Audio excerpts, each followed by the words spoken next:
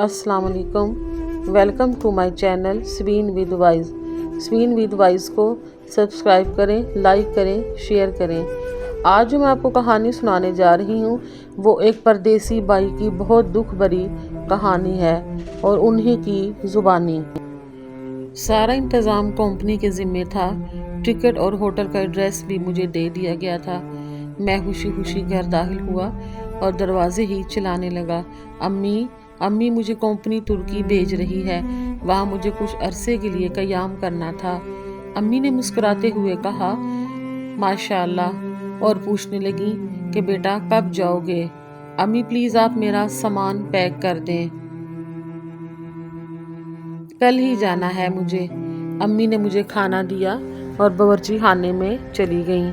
शाम को चाय की प्याली बेतवज्जी से पी रहा था, जो यकीनन चाहे होरों के अकीदे में बला की बदतमीज़ी और बेएहतरामी होगी। अम्मी ने मेरी अलमारी से कपड़े निकालना शुरू कर दिए और बोली बेटा कौन से कपड़े पहनोगे ताकि मैं इन्हें निकाल कर तुम्हारे बैग में रख दूं। और यूं अम्मी तरतीब से मेरे बैग में कपड़े रखने लगीं। सामान रखते हुए अम्मा बज़ाहिर खामोश थीं, लेकिन माँ की खामोशी में एक अजीब सा तूफ़ान महसूस हो रहा था। दिल में एक डर था। नज़र माँ की आंखों में आंसू टटोल रही थी। वो तेज़ तेज़ आंखें बंद करके आंसू की पलकों के दरीचों में छुपा रही थीं। लेकिन मैं जानता था कि माँ का गिरिया आंसू में नहीं बल्कि दिल की गहराइयों में होता है। इनके चेहरे से दिल का हाल अयां होता है। बस दिल ही दिल में दुआ मांग रहा था कि अम्मा मुझे जाने से ना रोके, कहीं अम्मा के आंसू मुझे रोक नहीं दें और कहीं अम्मा के आंसू मुझे रोक ना दें, वरना अब्बा से इजाज़त लेनी मुश्किल हो जाएगी। मैं मुसलसल बात कर रहा था। बातें बेरब थीं, जिनका मकसद माँ की तवज्जो को हटाना था ताकि मेरे सफ़र में कोई रुकावट ना आए। अब्बू ने सवाए नसीहत के कोई एतराज़ न किया कि बेटा वहाँ नमाज की पाबंदी करना, इस्लामी इक़्तिदार का ख्याल रखना, जुम्मे के लिए ज़रूर जाना, मेरी और ख़ानदान की इज़्ज़त के साथ मुल्क की इज़्ज़त और आबरू का भी ख्याल रखना। वो बातें सिर्फ़ इसीलिए तवज्जो से मैं सुन रहा था ताकि वो मेरे वालिद साहब थे और फिर यूं उन्होंने मुझे भी जाने की इजाज़त दे दी। मैं ज़हीन तो पहले ही था, लेकिन फिर भी अपने माँ बाप की बातों को ख़याली तसव्वुर बना रहा था। जो मेरे कोलीग दफ्तर में आते जाते मुंह बना बना कर कह रहे थे तुर्की इस्तांबुल, ओए यार इनके मायनी खैर लफ्ज़ों में कयानों में अजीब सा सस्पेंस रखते थे, जैसे हज़ारों दास्तान मुझे सुना रहे हों। एक मैं ही था कि दास्तान नहीं पढ़ सका। जैसे ही दास्तान ख़याली शुरू होती, किसी न किसी कम वक्त दोस्त का चेहरा मेरे सामने आ जाता और मैं मुंह चढ़ाना शुरू कर देता। दोस्त पूछते ओए क्या सोच रहे हो? मैं उनसे कहता चल दफ़ा हो, क्योंकि मैं ख़याल की खिड़की बंद कर देना चाहता था। रात जैसे तैसे गुज़र गई। सच तो ये है कि ख़यालों में ही गुज़र गई। अम्मा जान ने सुबह बड़े चाव से नाश्ता बनाया और साथ में आर्डर किया बेटा अच्छे से खा लो, वहाँ पता नहीं क्या गंद मिलेगा। अब्बा एयरपोर्ट खुद छोड़ने आ गए। कांधे पर हाथ रख कर बोले चलें बेटा। मैं मुस्कुराकर कहा हाँ बाबा, और मैं जहाज़ में सवार हो गया। जल्द ही जहाज़ ने ज़मीन से राब्ता तोड़ा और हवा में परवाज़ करने लगा। मैं अपने शहर की बुलंदियों को गौर से देखने लगा। आज मेरा गुंजान शहर छोटा महसूस हो रहा था। घर तो इतने छोटे नज़र आ रहे थे कि अपना घर ढूंढना भी मुश्किल हो गया। कुछ घंटों में तुर्की के सबसे बड़े शहर इस्तांबुल में पहुंच गया। इस्तांबुल जिसको तारीख़ में कसनीता के नाम पे भी याद किया जाता था, जो रूमी बादशाह कसनतीन के नाम पर रखा गया था। फिर यूनानी ने 667 कबल मसीह में इसको अपने बादशाह बायजास के नाम पे मशहूर कर दिया। آج بھی یہ 3 نام لیے جاتے ہیں۔ اس کو 7 پہاڑوں کا شہر بھی کہا جاتا ہے۔ آج یہ وہ شہر ہے جو 2 براعظموں پر مشتمل ہے۔ یہ یورپ کا دوسرا بڑا شہر ہے۔ میں ہوٹل پہنچ گیا جو میرے لیے سب سے پہلے تھا اور وہ پہلے ہی بک ہو گیا تھا۔ سفر کی تھکاوٹ کے باعث فوراً اپنے آپ کو بیڈ پر گرا دیا۔ اب ذہن میں یہی تھا کہ پہنچ گیا ہوں، اب دیکھ بھی لوں گا، سیر بھی ہو جائے گی، ابھی بس مجھے سونا ہے۔ جب آنکھ کھلی تو رات ہو چکی تھی۔ رات کی تاریکی اس شہر کی روشنیوں کے سامنے مانند پڑ رہی تھی، لیکن میں اکیلا اس انجان شہر میں رات کے اس پہر باہر نہیں جانا چاہتا تھا، لہٰذا فیصلہ یہی کیا کہ ایک رات اور سہی۔ کچھ دیر کے لیے میں ہوٹل کی لابی میں بیٹھ گیا اور وہاں موجود ترک لوگوں کی زبان سن کر یہ حساب لگانے لگا کہ یہ زبان میں کتنے دن میں سیکھ جاؤں گا۔ کام تو بہت مشکل لگ رہا تھا، لیکن یہ دل کہہ رہا تھا کہ یار چھوڑو، انگریزی سے ہی کام چل جائے گا۔ اگلی صبح میں ہوٹل کے لابی میں آیا۔ پروگرام یہ تھا کہ آج پیدل واک کی جائے، شہر کی گلیوں میں آوارہ گردی کی جائے۔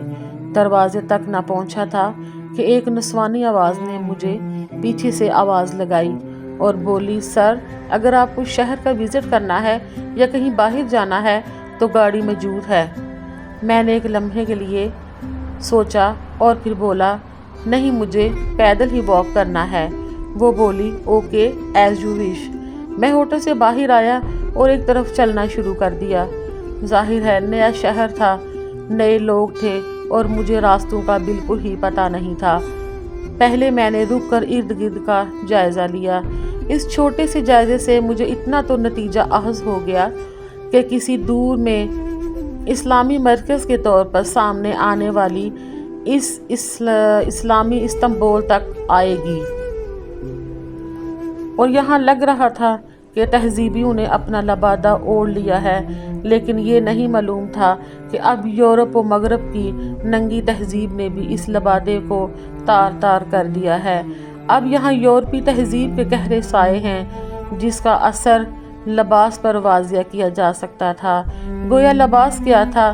بدن کا سایہ ہی تو تھا، اور بس جس اسلام نے اس نیم برہنہ دختر کو زندہ درگوری سے بچایا تھا، آج وہ اسی درگور کرنے والے کی انگلی تھامے شہراؤں پر چل رہی تھی۔ آج وہ اس کے حقوق کی باتیں کر رہا تھا۔ گویا دشمن نے اپنی چال چلی اور اسلامی مرکز پر جدت و فحشن کا ایسا بھاری پتھر پھینکا تھا جس کی لہروں نے پوری اسلامی دنیا میں اپنا اثر چھوڑ رکھا تھا۔ عمارتیں دیکھنے کے قابل تھیں، سڑکیں بھی بہت کشادہ تھیں۔ مجھے ان سب کے لیے ان کو بغور دیکھنا تھا تاکہ راستہ نہ بھول جاؤں۔ یہاں تو صفائی کا بہت اچھا انتظام تھا۔ میں سڑک پار کرتے ہوئے بڑی احتیاط سے کام لے رہا تھا، اور ساتھ ساتھ ابا کی نصیحت بھی تو یاد آ رہی تھی کہ بیٹا، اپنے ملک کی عزت و آبرو کا خیال رکھنا۔ اور مجھے اب سمجھ آیا کہ ابا ایسا کیوں کہہ رہے تھے کہ دوسرے ملک میں قانون کا خیال رکھوں، کیونکہ دوسرے ملک کے قانون کے باعث وہاں بہت عزت سے چلنا پڑتا ہے اور ساتھ جیب کو بھی دیکھنا پڑتا ہے۔ پرائے دیس میں ہر کوئی اپنا ڈھونڈتا ہے، کوئی تو ہو جو وطن کی بولی بولے۔ بس انہی سوچوں میں گم تھا۔ میں سڑک کے کنارے چل رہا تھا۔ سڑک پر میں نے لوگوں کا ہجوم دیکھا۔ میرے لیے باعث تعجب تھا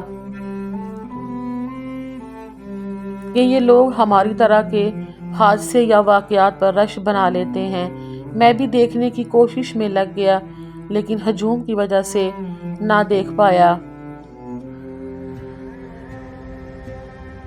پھر میں نے جھک کر ایک بار دیکھنے کی کوشش کی تو بس اتنا ہی محسوس ہوا کہ ایک بندہ سڑک پر لیٹا ہوا ہے اور لوگ اس پر پیسے پھینک رہے تھے۔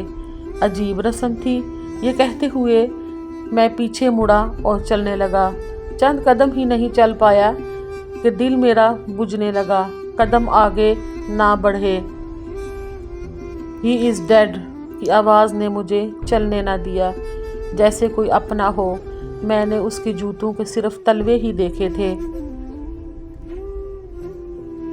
نہ جانے کیوں مجھے ان سے دیس کی مٹی کی خوشبو آ رہی تھی۔ یہ دیس کی مٹی بھی عجیب ہوتی ہے، پردیس میں اور ہی مہک جاتی ہے اور اپنے وجود کا اظہار کرتی ہے۔ اب میں پوری طاقت سے لوگوں کو ہٹاتا ہوا اس جسم بے جان کے سرہانے جا پہنچا۔ آنکھوں کو نہ جانے کیا ہو گیا تھا کہ آنسوں کی لڑی ہی ایک چل پڑی۔ میں ایک ہاتھ سے پیسے ہٹانے لگا تو دوسرے ہاتھ کی آستین سے اپنے ہی آنسو سمیٹنے لگا۔ جب دیکھا تو وہ بڑا تھکا ہارا لگ رہا تھا، کپڑے پھٹے پرانے اور ہاک آلودہ تھے۔ اس کا خون تو سارا بہہ چکا تھا۔ اب میری آواز اور بھی بلند ہو رہی تھی۔ اس کا پاسپورٹ اور کچھ کاغذ جیب میں تھے۔ وہ منڈی بہاؤالدین کا لڑکا تھا۔ میرا آبائی گاؤں بھی تو وہاں تھا اور میں خود بھی وہاں کا رہنے والا تھا۔ میں نے لوگوں سے کہا کہ وہ اپنے پیسے واپس اٹھا لیں کیونکہ یہ کوئی لاوارث نہیں ہے۔ میں نے فوراً سے اپنی کمپنی میں رابطہ کیا اور اپنے مینیجر سے بات کی اور مینیجر کو بتایا کہ میرے بھائی کی وفات ہو گئی ہے، مجھے مدد کی ضرورت ہے۔ اس نے کہا آپ صبر سے کام لیں اور آرام سے ایڈریس پوچھ کر بتائیں۔ وہ اپنے ساتھ ایک ایمبولینس بھی لے کر آگے تھے۔ ہم نے جنازہ اٹھایا اور ساتھ لے گئے۔ کچھ قانونی مراحل کے بعد ہمیں میت کی تدفین کی اجازت مل گئی۔ شان سے جنازہ قبرستان میں سپرد حق کر دیا۔ قبرستان میں صرف مینیجر صاحب اور میں ہی بیٹھے تھے اور میں اس سوچ میں تھا کہ یہ دیس میں دنیا سے کہاں لے جاتا ہے۔ اس کے بھائی بہنیں، ماں باپ، دوست احباب کا ہجوم ہوتا، لیکن ہم دو انجان آدمی ہی یہاں پر کھڑے تھے جو اس کو جانتے تک نہیں تھے، صرف اس کا نام جس کے ساتھ مرحوم کا اضافہ ہو چکا تھا۔ میں مسلسل اس کے خاندان کے بارے میں سوچ رہا تھا۔ دوسری طرف پولیس کا کہنا تھا کہ وہ غیر قانونی ہمارے ملک میں آیا تھا اور یورپ جانا چاہتا تھا۔ یہاں اس کی موت پر ایجنٹ اس کو چھوڑ کر فرار ہو گیا تھا، اس لیے شاید لوگ اس کو لاوارث سمجھ کر اس کے کفن دفن کے لیے پیسے اس کے جنازے کے اوپر پھینک رہے تھے۔ میں ہوٹل آیا تو اپنے کمرے میں موجود بڑے شیشے کے باہر دیکھنے لگا اور یہ سوچ کر میری آنکھیں نم ہو گئیں اور پانی تھم نہیں پایا۔ کبھی سوچا کہ اس کی ماں نے بھی اس کو آنسو چھپا کر رخصت کیا ہوگا۔ اس نے کیوں غیر قانونی سفر کا انتخاب کیا؟ یہ لوگ کیوں ڈنکی لگاتے ہیں؟ کیا اس کو یورپ جا کر عیاشی کرنا تھی یا وہ رزق کمانا چاہتا تھا؟ میرے دماغ میں بہت سے سوال اٹھے۔ کتنے ہی میرے وطن کے نوجوان اپنا مستقبل روشن کرنے کی غرض سے راتوں میں اٹھ کر محنت نہیں کرتے، بلکہ تاریک راتوں میں ایران سے ترکی اور پھر یونان سے یورپ کی طرف جاتے ہیں۔ ایک ایسا سفر جس میں دن کا اجالا خطرہ اور تاریکی روشن مستقبل کا ضامن سمجھی جاتی ہے۔ ایک ایسا سفر جس میں نہ موسم کا اعتبار ہوتا ہے، نہ رہنما کا جنگل، بیابان اور دریاؤں کے راستے جس میں آپ کو ہر حال میں چلنا ہے۔ وہاں کتنے ہی لوگ شہید رزق کا اعزاز پا لیتے ہیں، کتنوں کے جنازے ان راہوں پر دو ملکوں کے مشترکہ زمین کا حصہ بن جاتے ہیں۔ کوئی دو تھانوں کی آخری حدود میں قتل ہو جاتا ہے اور یہ کہا جاتا ہے کہ اس کا قتل ضائع ہو گیا ہے، تو دو ملکوں کے بارڈر پر وہ لوگ مر جاتے ہیں۔ ان کا کیا بنتا ہوگا؟ میں مسلسل سوچ رہا تھا۔ نہ جانے کیوں میرے سامنے کھڑکی کا شیشہ تھا اور کوئی اسکرین مجھے سب کچھ دکھا رہی تھی۔ مجھے ایسا لگ رہا تھا کہ یہ ایک محمد شاہد کی لاش نہیں بلکہ بولتی لاشوں کا ایک ہجوم ہے۔ اس کے بدن پر کچھ کالے نشان تھے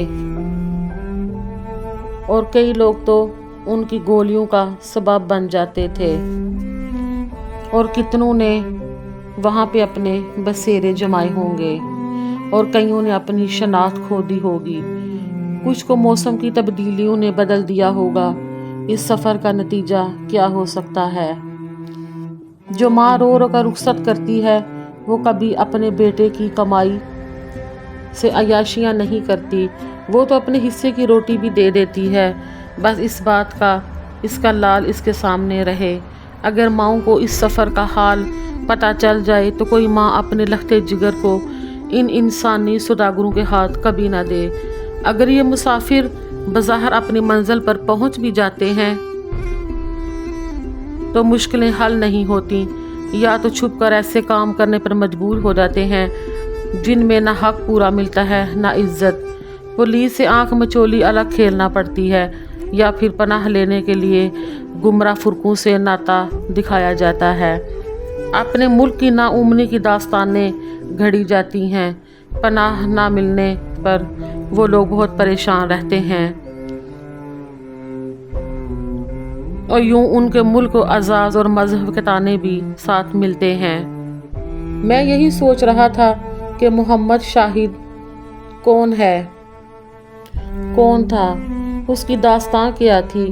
یہ اکیلا نہیں تھا، ان جیسیوں کا پورا ٹینکر بھرا ہوا تھا۔ میں کچھ سوچ کر کمرے میں ہوٹل کی لابی میں داخل ہو گیا۔ سوچا کہ اس کا ایڈریس تو میرے پاس ہے، کیوں نہ میں اس گھر والوں کو خط لکھ دوں اور اس کے موت کی اطلاع دے دوں۔ ہمت ساتھ چھوڑ گئی، کو مر جائے تو کیسے مطلع کیا جاتا ہے مجھے نہیں معلوم تھا۔ میں نے 20 اوراق پر لکھا، لیکن مخاطب کس کو بتاتا؟ اس کا فیصلہ نہ کر سکا۔ اماں جی کو لکھتا یا اس کی بہنوں کو، اور ہر تحریر میرے آنسوں سے بھیگ جاتی۔ میں پھر لکھتا، پھر مٹاتا، پھر لکھتا، پھر مٹاتا۔ ماں کو بیٹے کی موت کی اطلاع دینا کتنا مشکل ہو جاتا ہے، مجھے اس دن پتہ چلا۔ اور اگر میں باپ کے نام لکھتا،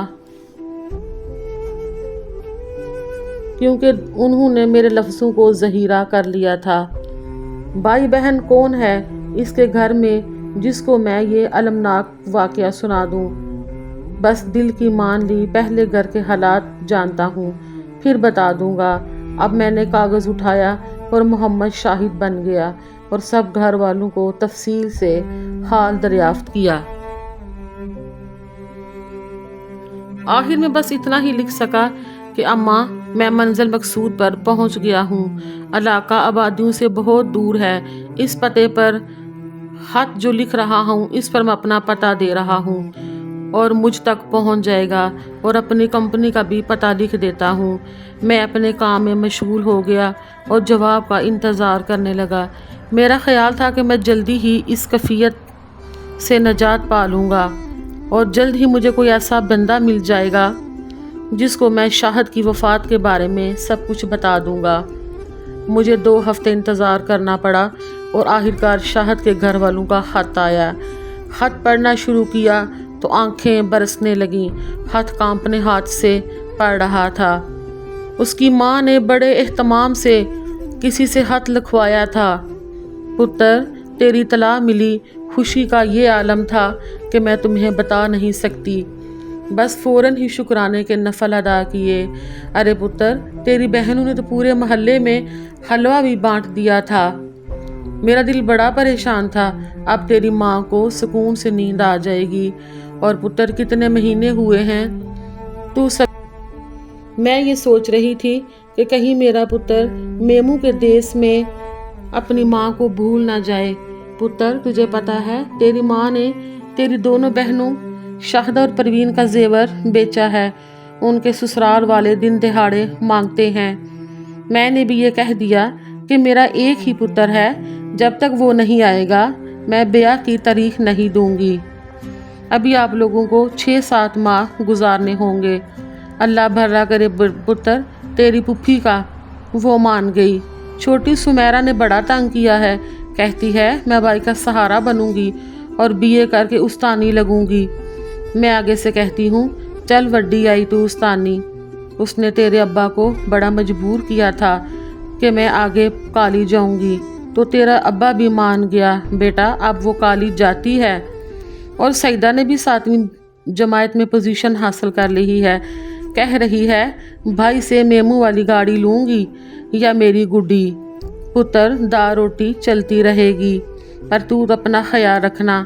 बस पुत्र, कर्जे ने बड़ा तंग किया है। वो कालू है ना, वो रोज़ दरवाजे पर आता है। इस कमीने का कुछ जल्दी कर देना। जवान बच्चियों वाला घर है, लोग बातें करेंगे। मैंने भी कह दिया कि 2 महीने का टाइम दो, तेरा 80,000 इकट्ठा करके तेरे मुंह पे मारूंगी। पुत्र, तेरे अब्बा को तेरी बड़ी याद आती है, पर किसी से कहते नहीं, और तेरी फोटो देखते रहते हैं। और कभी तो इनकी आंखें बहुत ज़्यादा बाहर आती हैं। और पुत्र, इनकी आंख का ऑपरेशन भी करवाना पड़ेगा, नज़र ठीक से नहीं आता। कहते हैं कोई नहीं, एक से काम चल जाएगा, पहले बेटियों की डोलियां उठा लें। असल में ऑपरेशन से डरता है ना तेरा अब्बा। पुत्र, खत ज़रूर लिखना, खत लिखने में बहुत देर ना करना। और यूं मैं हाथ में खत लिए बहुत देर तक रोता और शाहद की कब्र पर चला गया।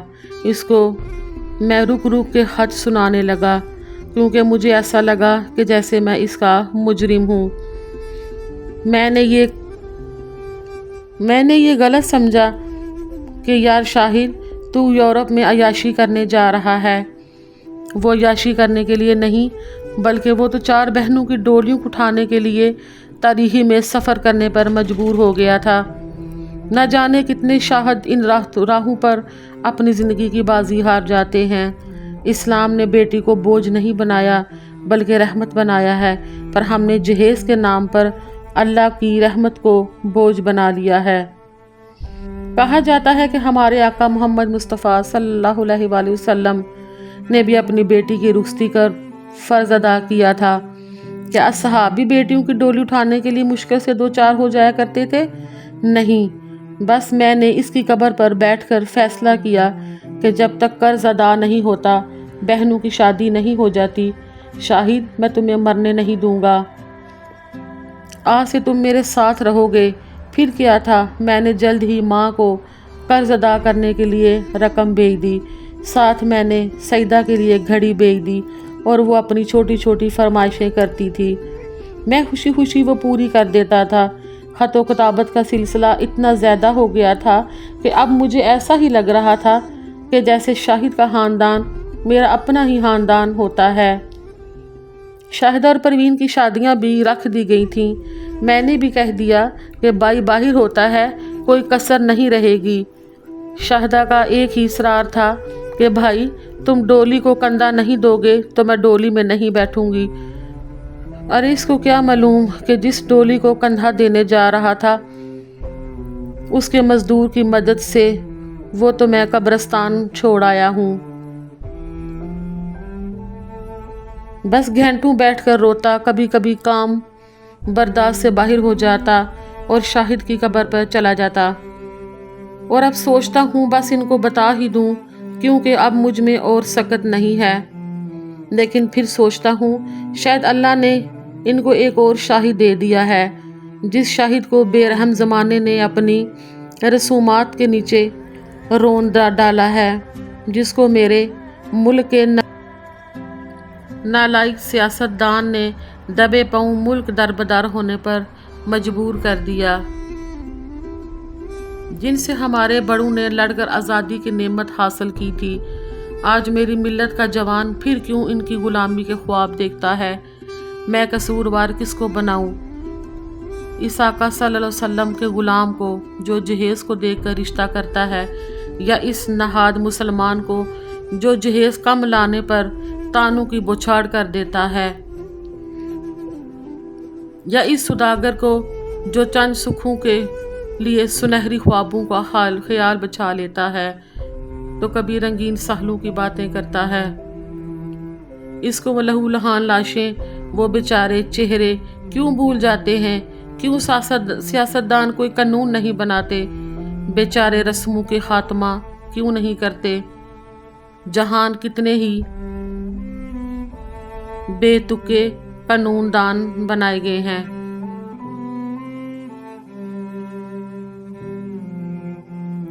लोग क्यों गैर कानूनी के रास्ते दूसरे मुल्क का रुख इख्तियार करते हैं? इस्लामी मुल्क छोड़कर बलाद कुफर का मुंह देखते हैं। صرف اسی لیے کہ ایک ہمسائے کا لڑکا اچھے پیسے کما رہا ہے۔ نہ جانے وہ کیا بیچتا ہوگا، کیا کرتا ہوگا، اور میں کیا کر رہا ہوں۔ یہاں تو لوگ اسی رب اور خدمت خلق کے نام پر اپنے کاروبار کی بنیاد رکھتے ہیں۔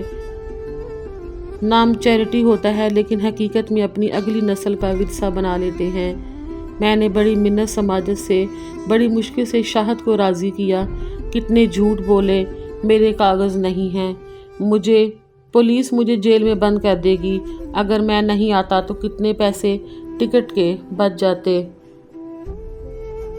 جو تم لوگوں کی شادی پر خرچ کر لیں گے۔ بس تم دونوں خوش رہو، باقی ایک دوست کے ہاتھ کچھ سامان بھیج رہا ہوں، آپ وہ لے لینا۔ سمیرا نے لکھا تھا کہ بھائی آپ پریشان نہ ہوں، اس بار میں آپ کے کپڑے پہن کر کچھ دیر کے لیے بھائی بن جاؤں گی، لیکن میری شادی پر آپ نے ضرور آنا ہے، کیونکہ امی کہہ رہی تھی کہ تیری اور تیرے بھائی کی شادی اکٹھی کریں گے، خرچہ بھی بچ جائے گا اور یہ روز روز شادیوں کے جھنجٹ بھی ختم ہو جائیں گے، کیونکہ روز روز شادیاں نہیں کی جاتی۔ اپنی شادی پر تو ضرور آؤ گے نا بھائی۔ بہنیں یوں ہی خط لکھتی تھیں اور میں ان کا جواب دے دیتا تھا۔ ہر آنے والا خط مجھے رلا دیتا تھا۔ یوں ہی 2 سال کا عرصہ گزر گیا۔ کمپنی کی طرف سے مجھے چھٹی ملی اور میں پاکستان جانے کی تیاری کرنے لگا۔ دل میں ایک ڈر سا تھا، اب کیا کیا جائے؟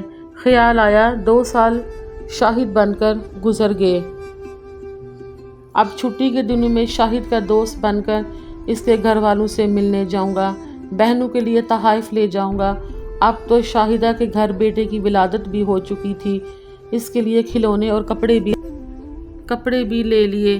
جیسے ہی میں پاکستان پہنچا تو میرا دل چاہ رہا تھا کہ میں فوراً ہی شاہد کے گھر پہنچ جاؤں، لیکن وہاں پر والد صاحب آئے تھے اور والد صاحب نے 2 دن کی چھٹی لے رکھی تھی، اور اسی لیے میں نے وہ اگلے 2 دن اپنے گھر میں گزارے۔